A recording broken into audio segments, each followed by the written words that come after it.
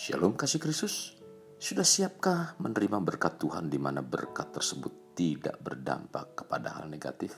Walau berkat Tuhan belum kita terima, mari tetap melekat dalam Tuhan melalui renungan hari ini, agar firman Tuhan memenuhi hati dan pikiran, sehingga dapat membawa kita untuk mewujudkan yang diimani. Kita berdoa. Bapa yang baik, kami naikkan syukur di hadapan-Mu Tuhan.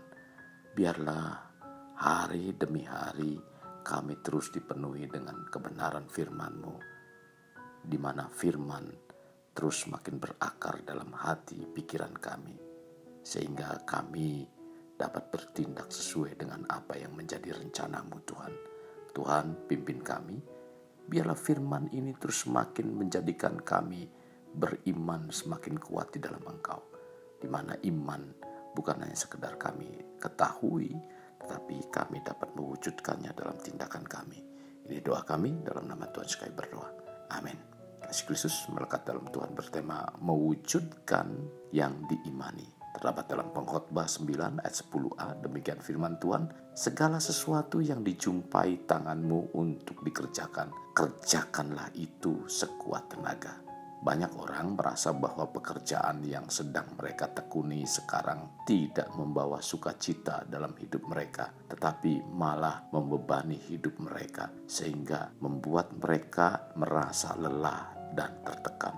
Mungkin kita termasuk salah satu di antaranya. Sebelum melangkah jauh, mari kita ingat bahwa Allah memiliki rencana atas pekerjaan kita. Sejak semula Allah telah memberi mandat pekerjaan kepada Adam dan Hawa demi kelangsungan hidup dan lingkungannya.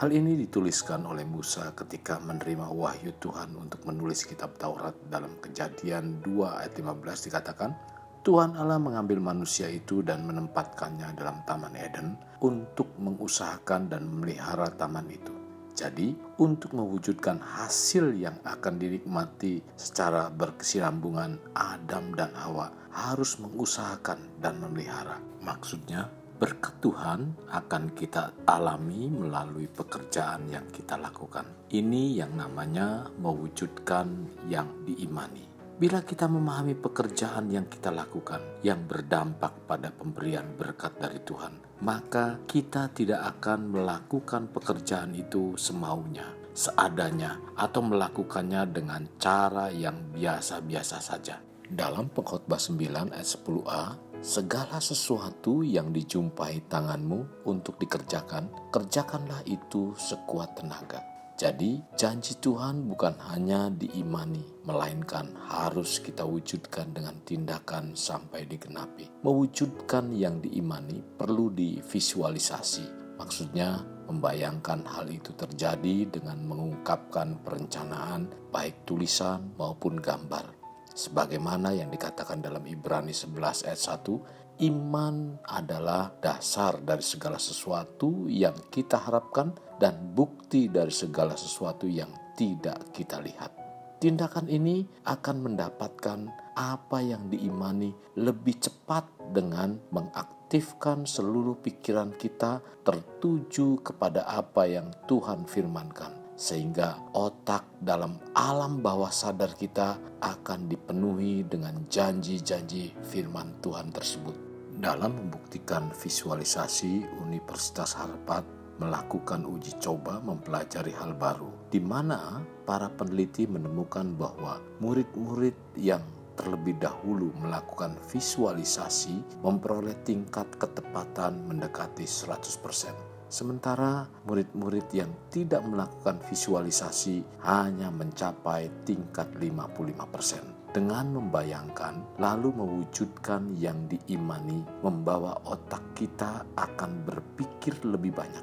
Kekasih Kristus, cara kita mewujudkan yang diimani yaitu dengan memejamkan mata dan mengatakan janji-janji Tuhan tersebut dalam doa-doa kita. Ini merupakan hal yang dilakukan oleh Tuhan.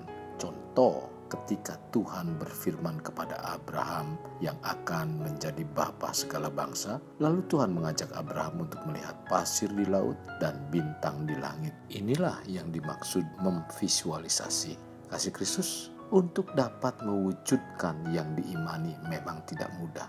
dan itu akan selalu dan selalu menghadapi rintangan-rintangan yang tidak ringan. Maka penting bagi kita untuk melekat pada Tuhan dan melihatnya dari kacamata Tuhan.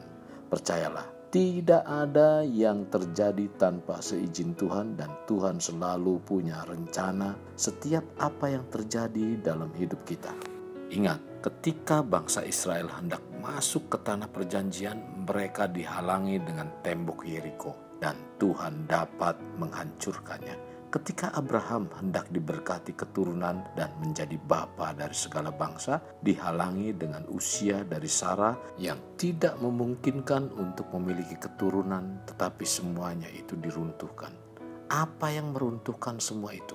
Yang meruntuhkan semuanya adalah iman. Jangan takut akan berbagai rintangan yang ada. Percayalah bahwa Tuhan akan menuntun kita kepada kemenangan. Yakinlah bahwa Tuhan selalu menolong kita. Lihat janji Tuhan dengan mata iman. Mari bangkit dari keterpurukan dan raih janji Tuhan dengan mewujudkan apa yang kita imani. Kekasih Kristus, jadikan hidup kita untuk lebih bermakna, membangun pribadi bermakna dimulai dari pribadi kita. Kita berdoa. Bapa yang baik, terima kasih buat kebenaran firman-Mu yang disampaikan hari ini. Biarlah firman yang disampaikan membawa kehidupan iman percaya kami semakin kuat di dalam Engkau, di mana kami mampu mewujudkan apa yang kami imani lewat kebenaran firman-Mu. Biarlah juga firman Tuhan terus memberikan buah-buah yang manis agar Tuhan dipermuliakan dalam iman percaya kami, Tuhan. Tuhan, kami rindu di mana seluruh aspek kehidupan kami membawa kemuliaan bagi nama-Mu, Tuhan. Tuhan, terima kasih. Inilah yang menjadi doa kami. Dalam nama Tuhan Yesus kami berdoa. Amin. Kasih Kristus, mari kita kedahkan kedua tangan kita untuk mengakhiri renungan hari ini. Terimalah anugerah berkat dari Allah Bapa, kasih sayang daripada Yesus Kristus, dan persekutuan dengan Roh Kudus yang mencurahkan berkat secara rohani dan berkat secara jasmani, bahkan berkat secara ekonomi, di mana berkat Abraham, berkat Ishak, berkat Yakub dicurahkan dan dilimpahkan dari saat sekarang sampai Maranatha tiba, dalam nama Tuhan Yesus. Amin. Sampai jumpa di renungan berikutnya. Jangan lupa bagikan kepada saudara-saudara yang lain, dan jangan lupa juga like dan subscribe.